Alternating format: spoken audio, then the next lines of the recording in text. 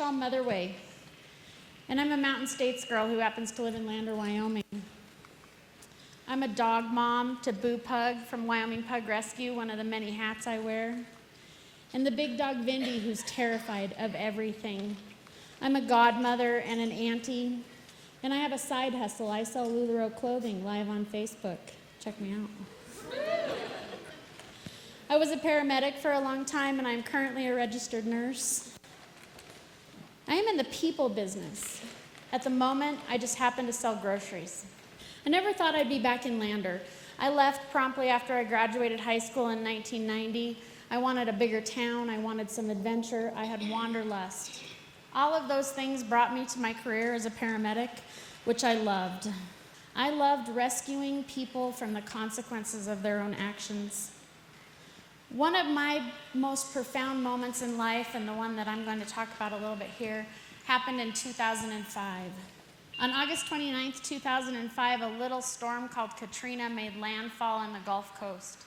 And you're wondering, what does a hurricane have anything to do with a Mountain States girl who happens to sell groceries? Well, I can tell you. This picture is of me, September 9th, 2005, at the Convention Center in New Orleans at the MASH Hospital Evacuation Center. I was dispatched by the American Ambulance Association in conjunction with FEMA on September 4th, 2005, to assist with the evacuation and rescue of the New Orleans residents and assist with an almost non-existent ambulance service. We assisted with triage, transport, and rescue of displaced Americans. The first 2 days in New Orleans, we didn't have a 911 system, so we searched house to house, street to street, systematically. The profound moment for me came on the third day when the 911 system started working again.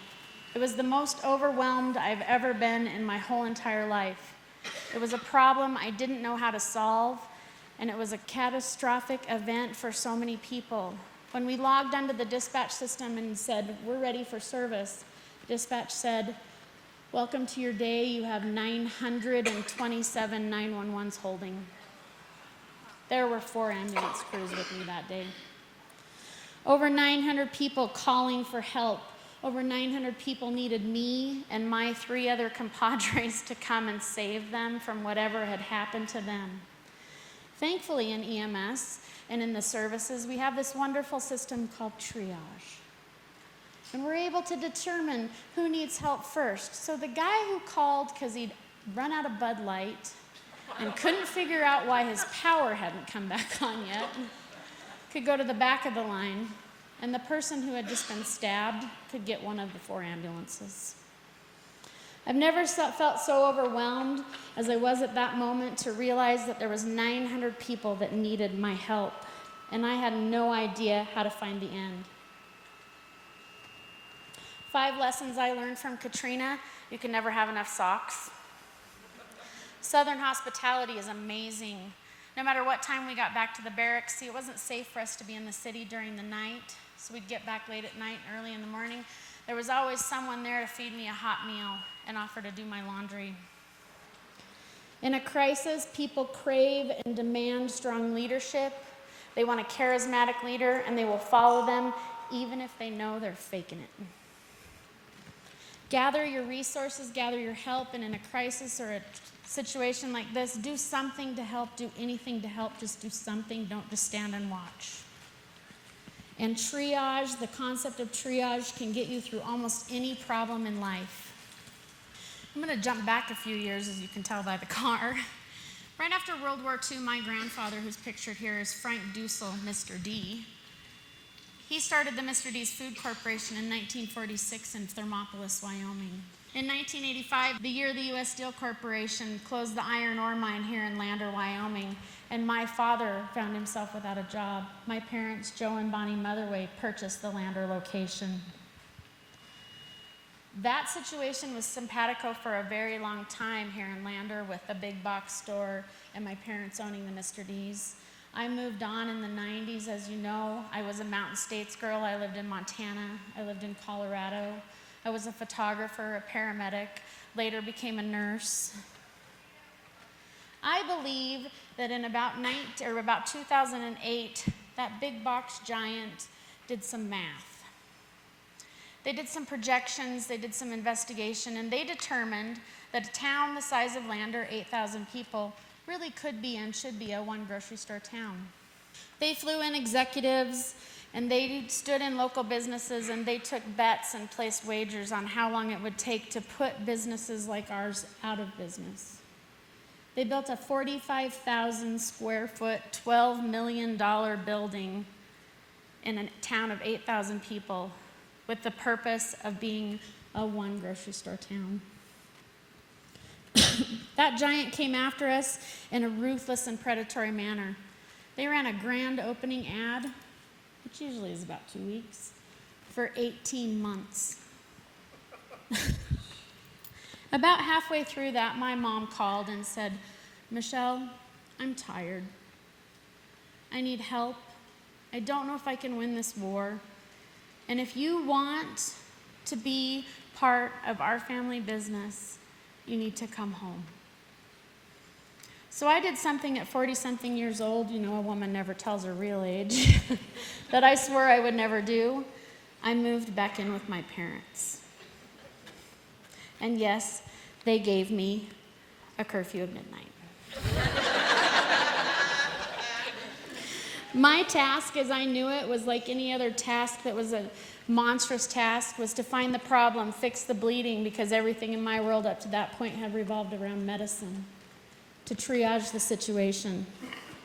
At the 5-year mark of us surviving, industry people came and asked me, "How have you survived with such a predatory person, a giant, coming after you?" And my answer is not always the one that they expect. I tell them, we reinvented the wheel. We threw frozen turkeys at bowling pins.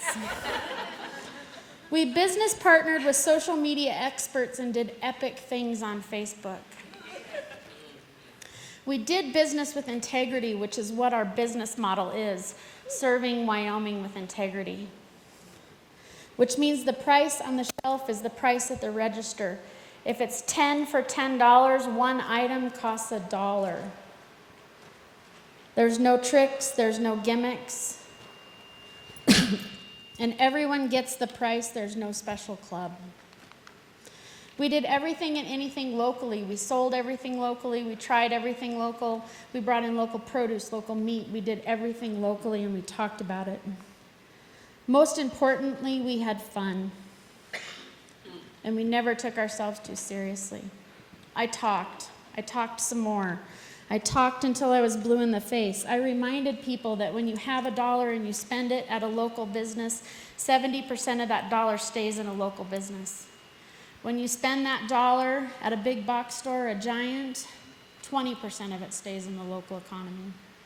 And when you spend that $1 online, less than 5 cents of it stays in the local economy, and that's to pay Mike, the UPS man's salary.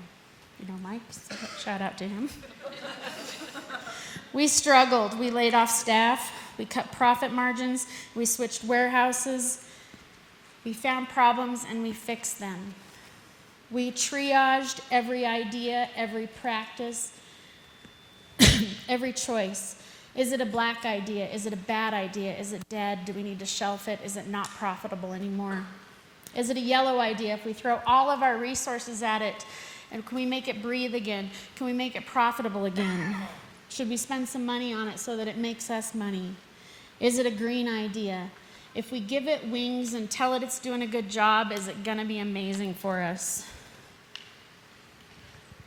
All of this allowed us to survive. None of it allowed us to thrive.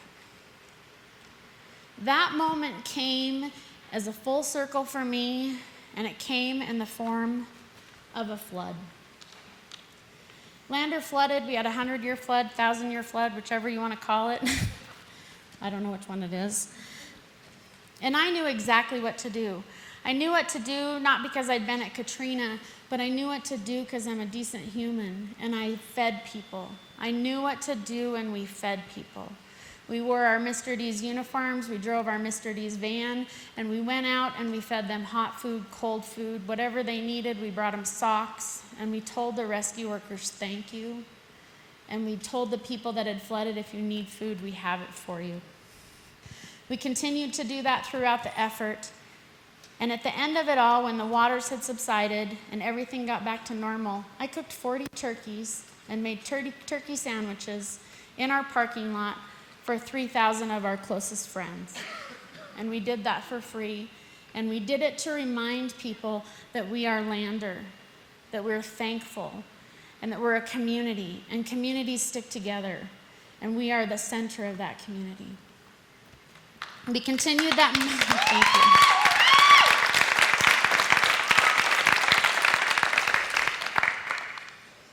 Today, on any major emergency scene, you can oftentimes find the Mr.D's minivan, my truck, my dad's truck, someone from Mr.D's there, bringing hot drinks, cold drinks, breakfast, lunch, dinner, whatever those first responders need to do their jobs. And that's amazing for us, and we're more than happy to do that. We continued that momentum forward, and we saved Christmas. Well, we didn't really save Christmas. We saved a Christmas festival. We took it from the park downtown that had 300 attendants, and we moved it to our parking lot, and 3,000 to 4,000 people attend that now. It's called Light Up Lander. It's amazing.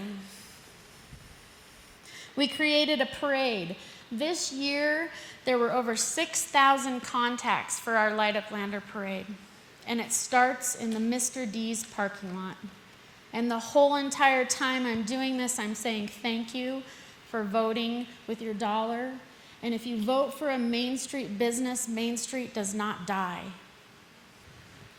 Life is short, life is stressful, and there's no need to worry about the small stuff like matching your socks. Mine don't match right now. Why do I do this? I do this because the giant is always knocking at my door. I do this because the giant wants people to forget to vote locally. And I do this because the giant is winning in almost every community in America.